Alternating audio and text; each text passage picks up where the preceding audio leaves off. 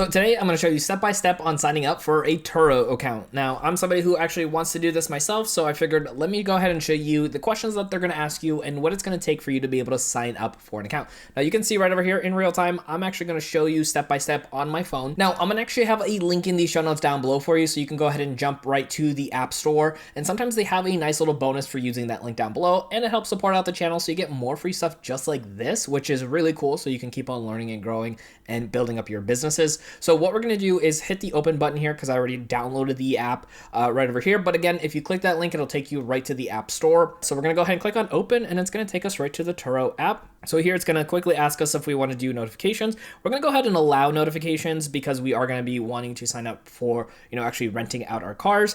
And you can see here, you can optimize some things. So you can hit view options. You can allow it to track or not.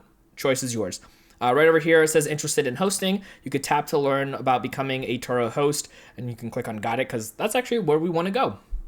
So what we're going to do is click on the more option here, and then you can see where it says become a host. So we're going to click on learn more right over here, and then it goes over a lot of different things here. You can see here you can earn over $10,000 per year having a car on Turo. That is pretty awesome, especially if you already own your car, maybe even have it paid off. Like that's just going to be amazing for you. Obviously, if it's not paid off, you can be earning money to help pay it off as well too. You can see here, it tells you how it works, what you're covered for, and then what they have.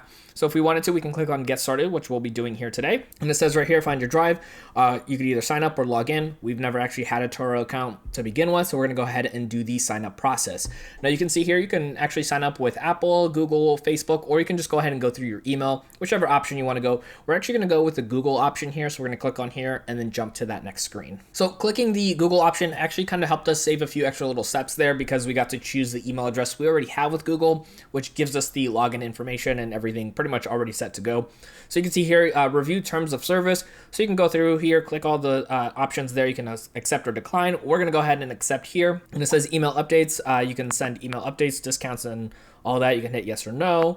And then we're going to go ahead and jump to this next screen right over here. So you can see, so it says, tell us about your car. Where is your car located? And then what car do you have? So we're going to go ahead and put in our address. And then we're going to also do the car that we have. So we're actually going to start with the car that we have. Maybe it's not going to let me. I have to put in my address first. So I'm going to put it in my address and we're going to jump over to the next screen. All right. So once I put in my address, then it gave me the option to be able to pick the car that I have. So it says your car will use your VIN number to identify your specific car. A VIN usually consists of 17 letters and numbers. So the VIN number, it gives you a couple different ways to find the VIN number. You can actually see it through the windshield. You can look at documents. You can look at your driver's side door. So it just kind of gives you the different places where you can find it. So you can click on continue here. It says they would like to access your camera. So if you don't want to, you can just hit don't allow. And then you can see where it says type VIN instead, which is what we're going to do.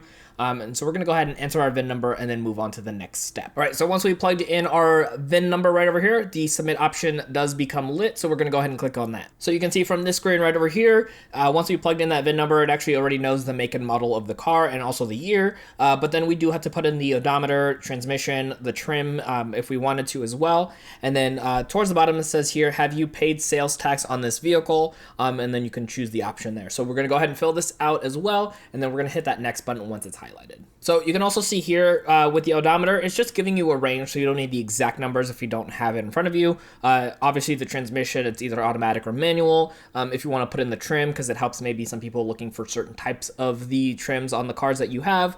And then obviously if you paid that sales tax, it's either a yes or no. And then you can see here towards the bottom, it says my car has never had a branded or salvage title. You do have to check that off. And then once you do, you see that next button highlighted, which we're going to go ahead and click on. So from right over here, you can see it says your car is eligible. So from this point, you'll know whether you can continue on or if maybe your car does not hit the requirement. So it says we need more information to set up your car's listing. So we're going to click on continue here. And right here, it's going to say add a profile picture. It says adding a photo helps hosts and guests recognize each other when picking up the cars. So we're going to go ahead and add a photo and then save and continue. All right. So you can see we added our photo. So that save and continue is now available for us.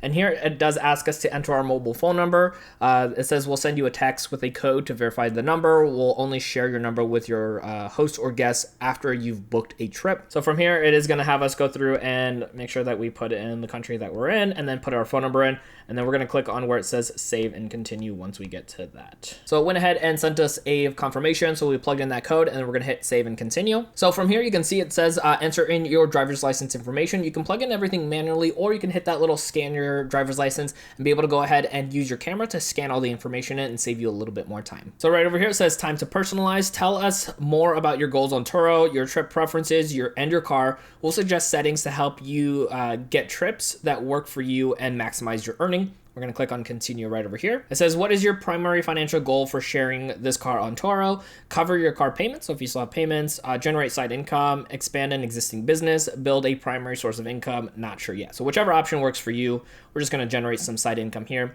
How often do you or your family currently use this car? You can see here, never, rarely, sometimes. We're going to probably do rarely on this one. And then how often do you want to share your car? Not sure yet, just curious is an option. Rarely, sometimes, often, or always. So we'll probably do rarely on this one as well too, as far as that option. But again, choose whatever options work best for you, and then we're going to click that continue.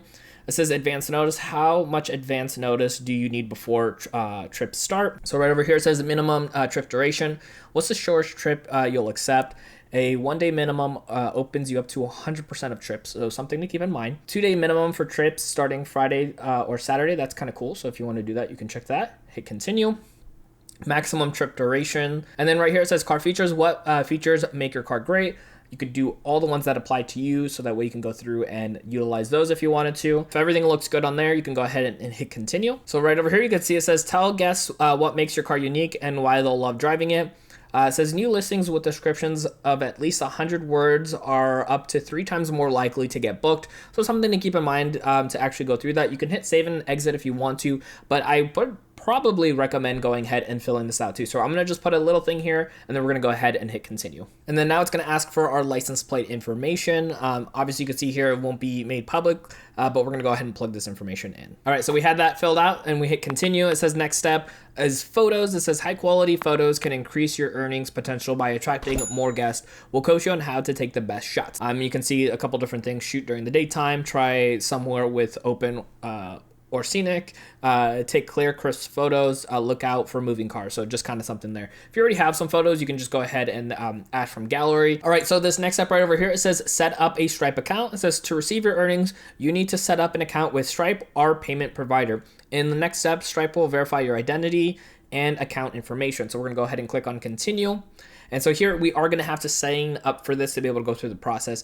Now we're going to go as an individual, but you can do a company or nonprofit. It does say here if you have not filed paperwork to register as a business entity, you can go ahead and just go as an individual. And then we can probably change that later. So we're going to click on continue. And right over here, it's going to ask for some information. So it's going to ask for your legal first and last name, date of birth, and the last 4 of your social security. And we can click on continue. So right over here, I'm actually just sitting here waiting for this, and it actually shows verifying, and it kind of is going in a circle. It says it can take up to 1 minute.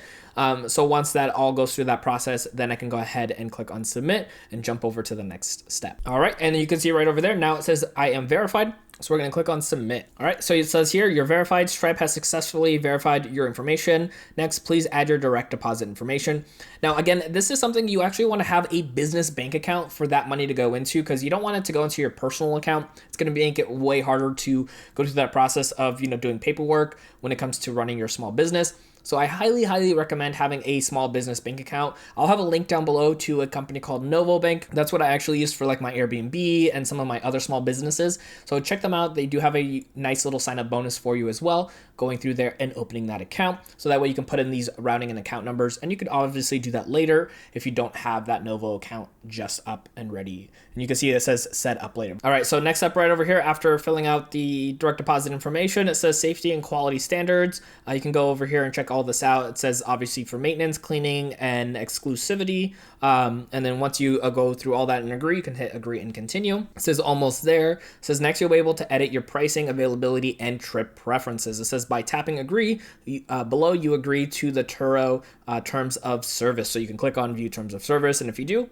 click on that box, and then you can hit agree if, again, you agree with all of that. Says almost done. Before your listing goes live, please schedule a quick 15-minute call with Turo listing specialist. We'll help you prep for a successful first trip and answer any questions below.